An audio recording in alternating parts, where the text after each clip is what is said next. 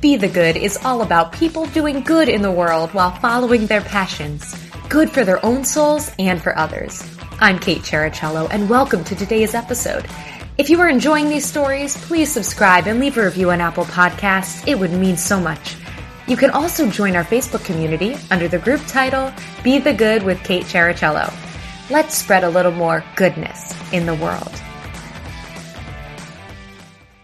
On today's episode of Be the Good, I'm thrilled to introduce you to Suzie Hicks, more commonly known possibly as Suzie Hicks Climate Chick, which I just love. And she is a powerhouse of a climate advocate. Suzie's an educator. She's a kids media maker, having recently finished a pilot that I can't wait to hear more about. She's a mentor for climate reality leaders, an environmental justice warrior, and that's not even the half of it. Overall, Suzie is so passionate for climate activism, and it is just second to none. So Suzie, thanks so much for being here. Thank you so much for having me. I'm really, really excited to be here. Oh, great. Well, I'd love to hand it over to you to tell me who you are and what you do in your own words. Yeah, absolutely. So I'm Suzie, and recently I've been thinking more about, the way to introduce myself. So I make climate media and education. That's pretty much the way that I've done it recently on my resume as I apply for internships and jobs after my semester ends. So what I do is I work kind of in a Venn diagram of three interdisciplines where I work in climate science. So right now I'm at Columbia studying climate science full time, all day in and out, studying like the atmosphere and the way that climate modeling works and how we can manage and adapt to climate change and learning all the really good hard science. And then the other part of the Venn diagram is media and entertainment. So I went to my undergrad, I went to college for entertainment. So I come from a theater background. I've done TV, I've done film, and that's where like my heart lies. And that's where what I love to do. So entertainment, media, performing, all of that is where I come from. And then the third Venn diagram is education, because everything that I do and everything that I make is to create educational opportunities for people, be it for climate or for, self-love, mental health. A lot of the projects that I've done and a lot of the places that I've found myself have been in an educational role. So in my life, I've worked as a camp counselor, I've worked as a preschool teacher, I've worked on TV teaching, and right now, I work with teachers and I work creating curriculum and making different materials for people to learn about the climate a little bit easier. So that's what I do. I love anything and everything that has to do with the environment, with learning about climate change. I don't love climate change itself because it's bad, but I love creating community around it and getting people involved who thought that they didn't have a voice, but they absolutely do, because we all do. So that's pretty much what I do and who I am. And I have a pet tortoise who actually was lost until like literally 3 minutes ago, but we found him. He's in the living room. I was about to text you and be like, Kate, I'm so sorry. I have to be late. My tortoise is missing, but then we found him, so he's fine. But yeah, he keeps me on my toes, and and I live in New York, and that's pretty much my life right now. Fantastic. I really appreciate your description of the Venn diagrams. That gave such a great visual. I feel like almost everyone who has been on this podcast is a multi-hyphenate in some way, and that word is such like a buzzword now, right? And you are in so many different places, but yet they all converge. They're all under the same umbrella, and you described it so well. So awesome. I love it. Tell us more about your path to this position. I know you have an entertainment background. Yeah, this is whenever anyone is like, is your path linear? I'm like, no, absolutely not. I feel like my path has been so nonlinear, and it continues to be completely nonlinear. Right now, I'm, as a part of my grad program, I have to have an internship over the summer, and it has just been driving me insane because I'm like, which discipline do I want to focus on this summer? Do I want to go do hard science and work in the field? Do I want to go teach at a school? Or do I want to go, work for a radio station or work for a TV company? Because I could do any of those things, but I haven't decided which one to dive into yet. And so my path continues to be nonlinear, which is really fun. And I've worked a lot in public media, and a lot of public media people will agree that if you're in this kind of interdisciplinary career, you have to be subscribed to too many email newsletters, and you have to beat imposter syndrome off with a stick, which I do every day. So my path was very, very nonlinear. Growing up, I was fully 100% into theater and performing and arts of all kinds. So worked at a theater when I was younger, interned at theaters, was on stage, off stage, behind the scenes, in front of the scenes, and very much thought that was going to be my career forever. But then going to college, when I was applying, I have this really distinct memory that I was talking to an admissions person at like a college fair when I was in high school. And I said, I'm really interested in environmental science and theater. And I got laughed out of the room by everyone. And so I thought that these things had to be completely separate and that I could never merge the two. So I went to school for entertainment business. I was in a lot of theater. And I actually, when I was in college, was really dedicated to mental health advocacy. So my climate journey has always been a part of who I am. My parents were huge advocates too. And I grew up always with this kind of deep, intrinsic love for nature and need to take care of it. But when I was growing up, I absolutely bought into the individual action narrative that was really pushed in the early 2000s. And so when I was a kid in the early 2000s, I thought that if I recycled, if I turned off the lights, and if I composted, everything was going to be fine. And so, my journey into activism didn't really start until I was in college. When I had just produced a whole arts festival about mental health. So we did a charity walk for suicide prevention, and then did a multi-day festival about artists expressing their journey with their mental illness. So we had a film festival, we had a music festival, a theater festival, a comedy festival. It was a lot of fun, and that was very much my niche, and that's where I really found my voice as a producer and as an artist and as a leader in community building, was with collegiate mental health and mental illness.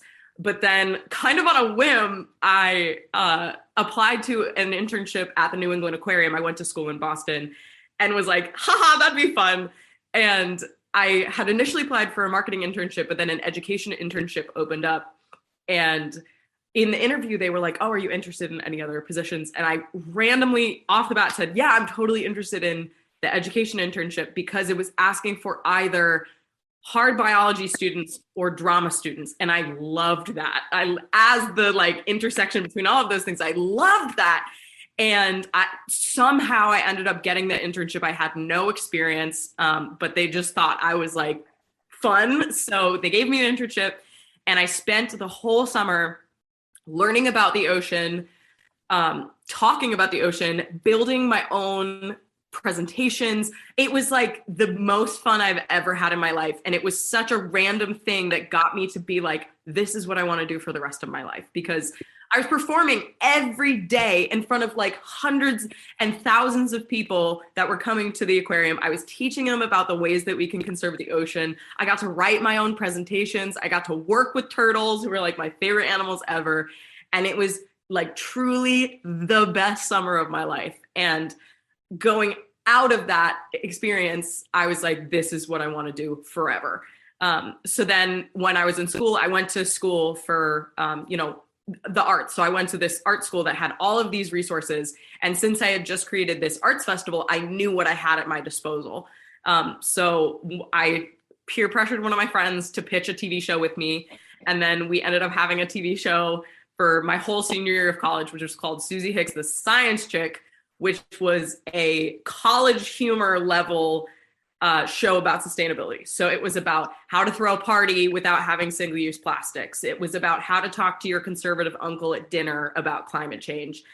We had a parody band called Suzie and the Fact Checkers, and it very much was like a collegiate version of what I wanted to do with my life. And so that was really eye-opening to me. And I was like, okay, I want to make media about the environment. This is weird. This is really niche. And I remember one of my roommates, who is now like a very prolific journalist, who like always knew what she wanted to do. She always knew she wanted to be a journalist. She was like, what do you want to? And I was like, educational, environmental media. And she was like, all right, good luck.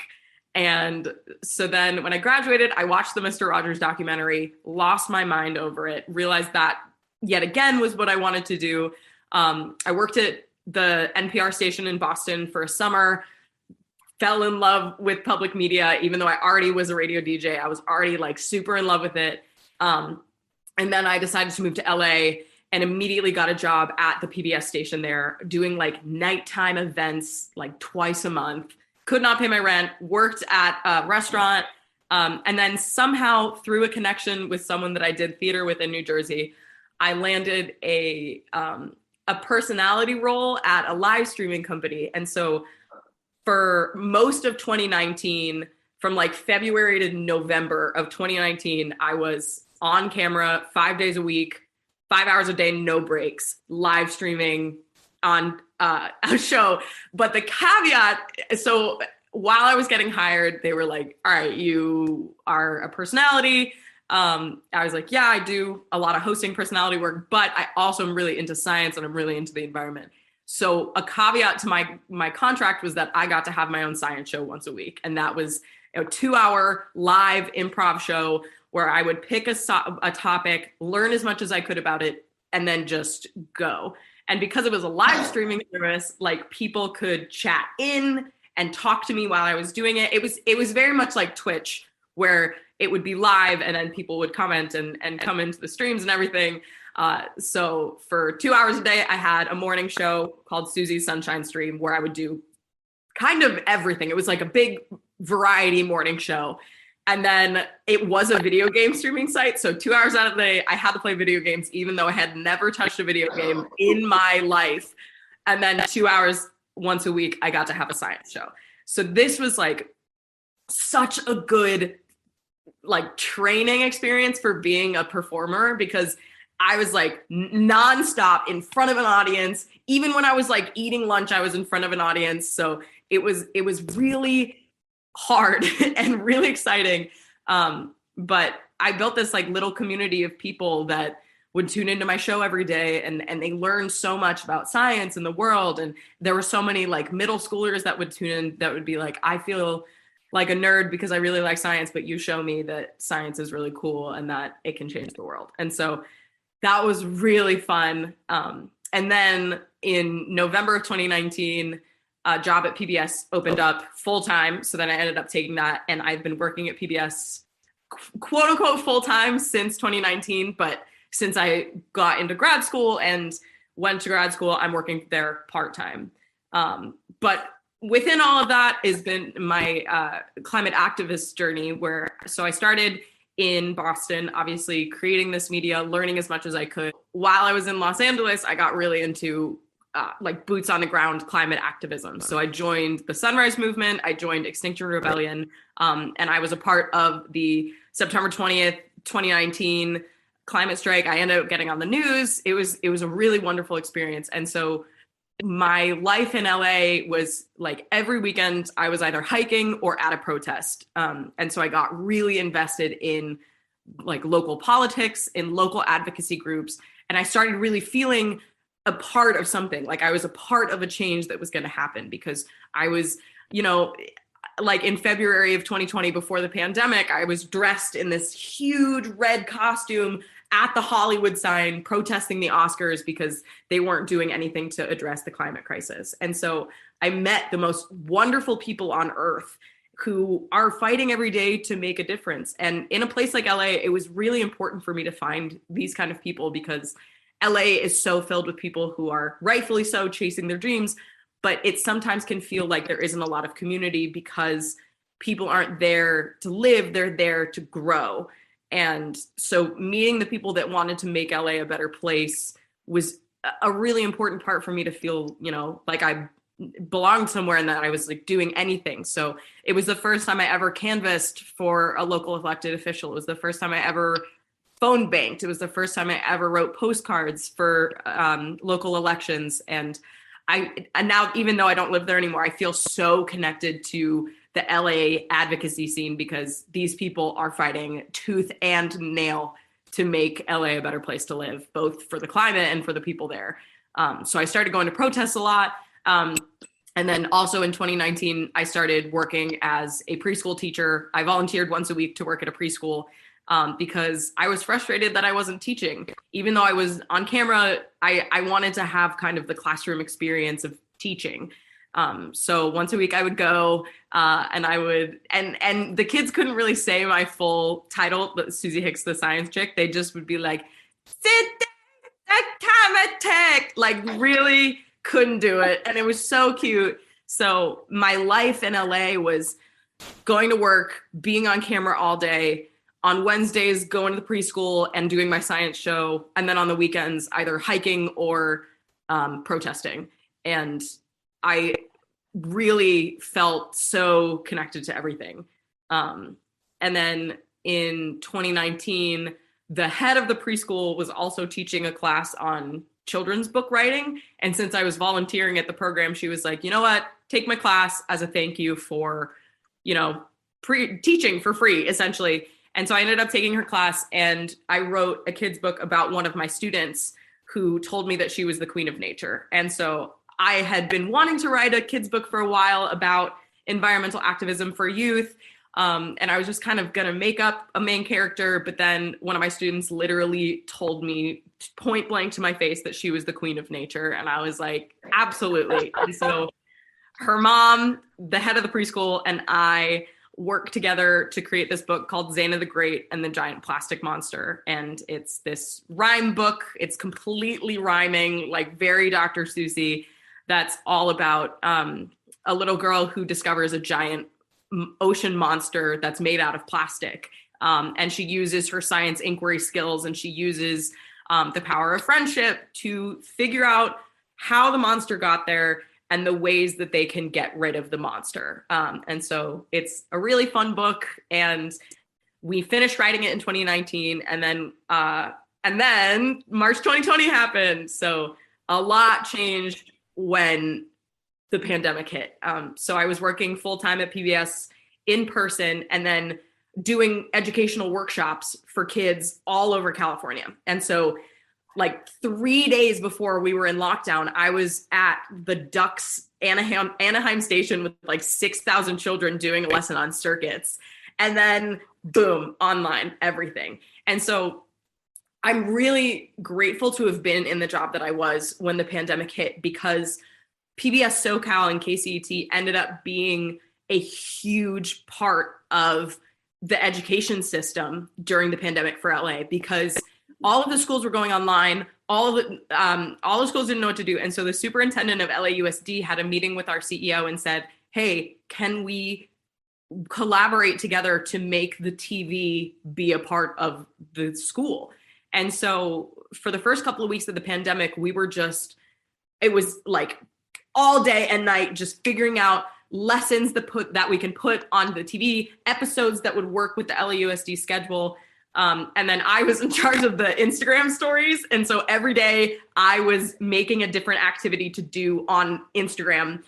So the Instagram users that watched PBS SoCal would like have something to do with their kids during the pandemic. And so we were doing that. And then we started doing a program where we would pack backpacks for kids across LA that didn't have access to, any resources at home because when you go to school, they have the markers, they have the scissors, but then when you're not at school and you don't have a lot of income, you don't have the markers and you don't have the scissors. So we were packing backpacks every week to send out to, local boys and girls clubs, the LA family housing. And then I was also running webinars for teachers of how to use PBS resources to teach online. because yet again, this was a brand new world for education. And so being a public media, media station, a TV station, an education station, we had the equipment, both mentally and physically, to teach remotely, because that's what TV it is. It's teaching remotely. So we got the materials out to families, and then I started doing webinars every week of saying, here's all the things you can use. Here's PBS Learning Media. Here's PBS for Parents. Here's PBS SoCal. Here is the way that you can use all of these things. And so I would do that once a week. And then also once a week, I would do a webinar on like a specific topic, like how to do science learning at home, how to do math learning at home, how to do literacy learning at home, social emotional learning in the pandemic, how to make sure that we're still helping our children learn and grow during that.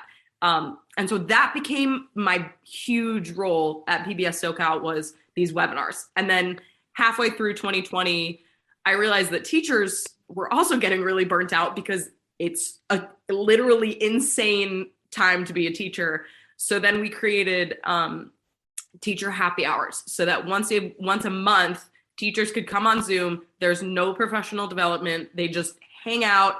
I ask them like a question that's like, what's your favorite childhood memory? And then I put them in breakout rooms and they just bond. And then we do an activity together that's like Pictionary, or we did Zumba together for the end of it. And then I send them home with a gift card and a gift home. They're already home. It's on Zoom, but I send them home with resources, and we're like, here, please take it. And so I learned kind of the value of A, community building, and B, mutual aid through working at PBS during the pandemic, of saying public media has such power to do public good. It's like all the time, regardless of a pandemic, but especially in a pandemic, because we have these, resources to create fun, engaging learning activities at home. But then we also are an education nonprofit. So we have the ability to provide mutual aid. We ended up giving a lot of iPads to people that didn't have access to the internet. We would give hotspots. We would give these things called PBS Playtime Pads, which are basically like PBS branded iPads. And basically whatever our partners asked, we gave, because we had the resources to do that. And so that was a huge part of my 2020 / up to the present. And then I applied to grad school, because I realized that if I wanted to, continue making media about climate change, that I would need to have a little bit more credibility in terms of talking about climate change, because I had an arts background. So while I was applying to grad school and while I was still working, I got really involved with the Sunrise Movement, which is an advocacy org that mobilizes for a Green New Deal that helps American politics move more towards climate action. So what I did for them is that in 2020, I joined the podcast team, and I ended up helping them produce a couple episodes of a podcast. That was right around when George Floyd was murdered. So we had a podcast of environmental racism and environmental justice. We had Leah Thomas of Intersectional Environmentalist on, and then we had a person on who had done really amazing mutual aid work during all of the protests in LA. And then we also did an episode about how COVID and the climate crisis are interconnected. And then later on in 2021, I was on a project that was a documentary project that we used ArcGIS story mapping. And we mapped where all of the oil wells are in Los Angeles County. And spoiler alert, there's a ton, because LA is on the largest urban oil field in the country. And so there's so many oil wells all over the place, and they're really bad for public health. And obviously they're really bad for the climate. So we made a map that showed where all of the oil wells are. And then on top of that, we filmed a documentary interviewing the people that lived there. So we interviewed this amazing 19-year-old activist, Nayeli, who grew up and had so many health issues because she lived across the street from a gas facility. We interviewed people that had created a lot of advocacy orgs about gas and oil wells and how they've been affected. So we did this like multimedia project about it. And then that got posted in early 2021. And then I published my book which is very fun. And that ended up happening at the end of 2020. So Zana the Great is available for purchase. I'm actually working on curriculum right now to, help teachers teach it in their classrooms. And then I got into grad school, which is very fun. And I realized I was leaving LA. And yet again, my dream was to make a kids TV show. So in early mid 2021, I gathered a scrappy group of friends together. We wrote this pilot. We found a guy to make us a puppet. We shot it in one weekend with very low budget. All of my friends just stepped up in such beautiful ways. I have pictures of my friends like lying on the ground, holding up a puppet, like without even holding their own heads up. And we interviewed amazing people from across LA that are doing advocacy work. So we're in contact with Tongva Elder, who is an Indigenous leader in the area. We talked to an urban gardener who's been transforming South LA with all of the amazing urban gardening programs that he is. And then we talked to two 15-year-old climate activists that have planned most of the protests that I've gone to and talked about how youth have voice. And so a lot of what I do in my work is just showing youth, A, what's happening in a way that's not horrifying and it's kind of like a healthy intervention point, and B, that they can do something about it, and C, that they can peer pressure their parents to do something about it. So we did that. And then by the end I was pretty burnt out. So then I took the summer off and I went backpacking in Alaska, which was really fun and very hard. And then I started grad school in September. I just finished semester 1. Hopefully I got good grades. I don't know what my grades are yet. And I've just been working on editing the pilot and pitching it out to people, hopefully getting some interest and selling my book. And I have a research job right now through Columbia that's about creating curriculum for local and New York City schools about climate change, which is like awesome. So right now I'm on winter break. I have done nothing for the last couple of weeks, and I'm just starting to get back to my email and like do things again. But I think that's it. But yes, so, that's Suzie, half of my brain is going, I'm speechless. And the other half I feel like is going, I have so many questions. Go for it. I'm here for it all. A couple things. Wow. Okay. First of all, where can we get your book? Is it on all of the platforms? Bookshops? Right now we're in our like initial selling phase. So it's just on the website. It's zanathegreat.com. And I only have like 20 copies left before we sell out of our initial thing. And then once we sell out and I like finish the curriculum, make the website look really nice, that's when we're going to start pitching it to like stores and stuff. But hopefully that'll be done. Amazing. And how did you connect with the New York City school system to incorporate this work with their curriculums? So that is a part of Columbia's, oh my God, it's the IRI, and it's the International Research Institute for Climate and Society. And so they have created kind of the relationships with everyone in New York. And then my job is to make the curriculum really fun, which is awesome. So I make videos for it. I make PowerPoints, I make presentations, and then I make nice looking worksheets that teachers can use that are really easy to use in their classrooms. So that's my job, is to make it look nice. Love it. That is the fun part. Totally. Spoken from a kid who always had a craft going, for sure. The next question, wait, where did it was in my brain. Oh, PBS in SoCal. So I'm obsessed with how you had this collaboration with them. Was that specific to that station? Did they end up starting to do it in other stations, or is it pretty much each has their own, each like affiliate does their own thing? That is an amazing question. And I love that question so much. So all of the PBS stations, there's like hundreds across the country. And so all of the PBS stations, we all communicate and we all collaborate. So some programs are different, like Vegas PBS has its own approach to learning and PBS SoCal, but specifically in the pandemic, PBS SoCal and KQED, which is the San Francisco station, they collaborated to make this thing called at-home learning.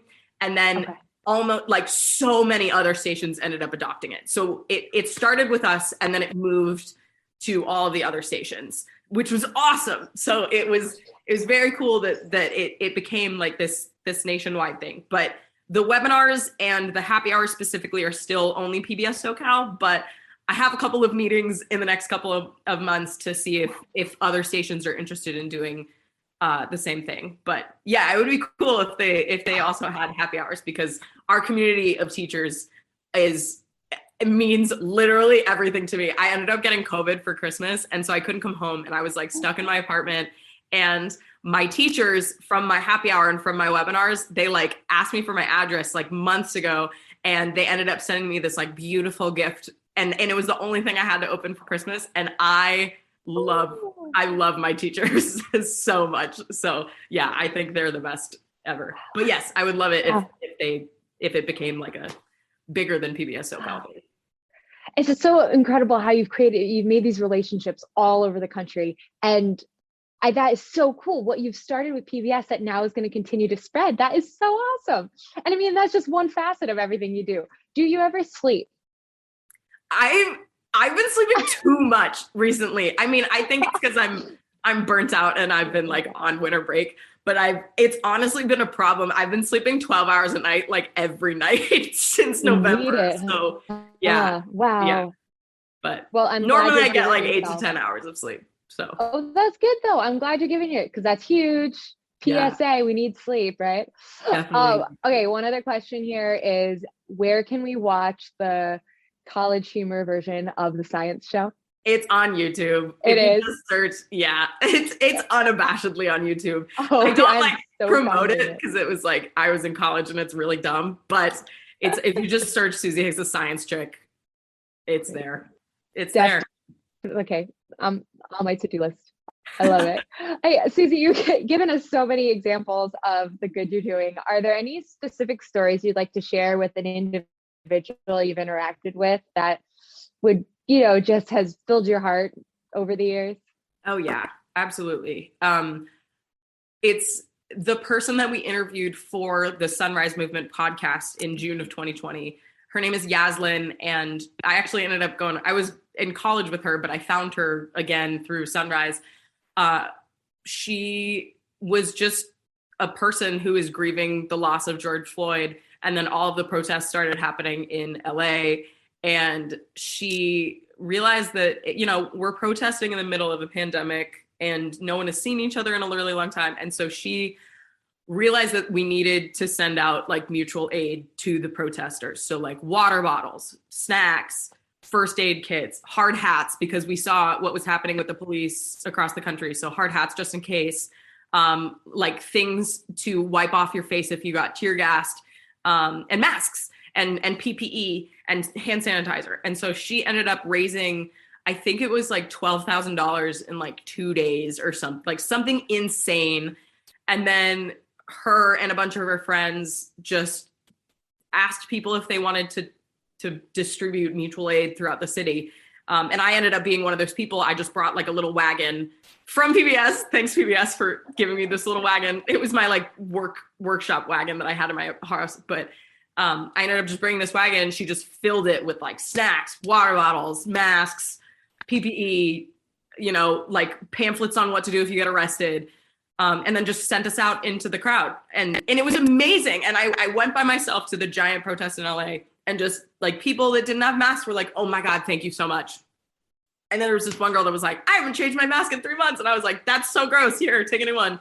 And it was really beautiful just to be like, we are here to help you make a change. And I think that's so much of what I want to do as an advocate, is to give people the tools that they need in order to see that they can make change. So if that means I'm handing you a water bottle during a hot day on a protest, I'm doing that. If that means I'm giving you the number of your local representative to call, I'm doing that. If that means showing you how to farm via TV, like that's, so I think what Yaslin did specifically in channeling her grief and her pain and not knowing what to do into something that was like tangible, people could get involved and give money, and she was helping directly. Like, I think that's what I want to do. And so whenever I'm I'm frustrated or I'm feeling like what I'm doing isn't mattering, I think of the way that Yaslin just mobilized her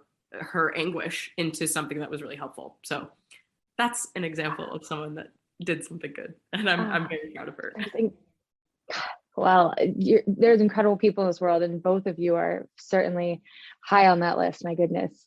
Hey, Suzie, are there any quotes or mantras you find yourself repeating throughout your work?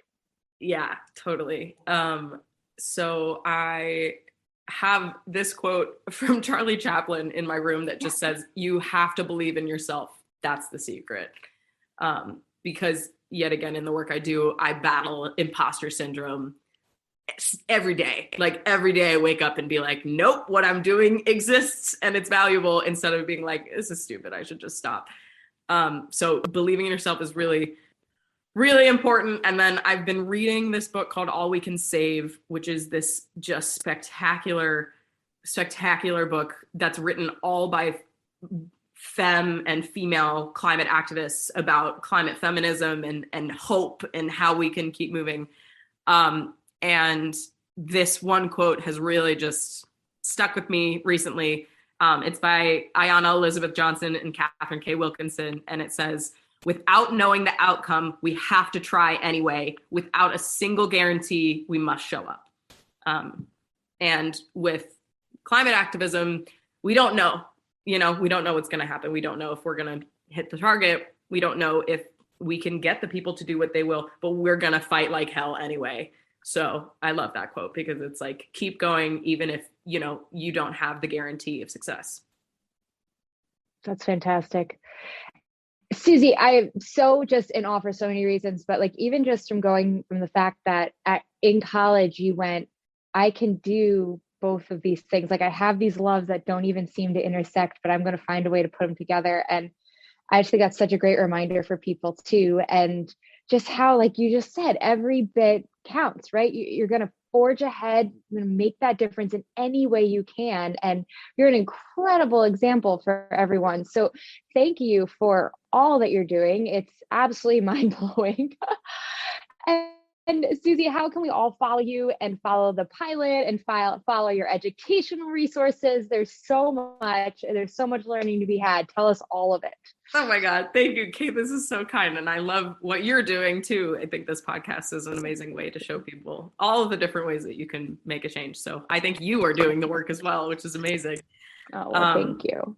You can go to zainathegreat.com. It's Zaina with a B. So it's ZAYNAB, the great, the B silent, .com. And then we're on Instagram, Zaina the Great. And then my main channel right now is Instagram. I'm not really great at posting on it, but I'm doing my best. It's Suzie Hicks Climate Chick. And then my Twitter is The Climate Chick. And then that's it. I've been doing a new series recently called The Climate Syllabus, where once a month I post things that you can watch, read, listen to, and do to increase your knowledge of climate justice. So that's where I post that on Instagram. And then hopefully the pilot will be made into a TV show. We don't know. That would be great. Yes. Okay, fingers crossed. Suzie, thank you so much. Thank you, Kate. This has been awesome. Thanks so much for listening to Be the Good with Kate Chericello. Whether you're listening on YouTube or via podcast, it would mean the world if you liked, subscribed, and or left a review. You heard about the good? Now go out and be the good in your life this week. If you have stories of good news that need to be shared, please send me a message. Thanks again and have a great week.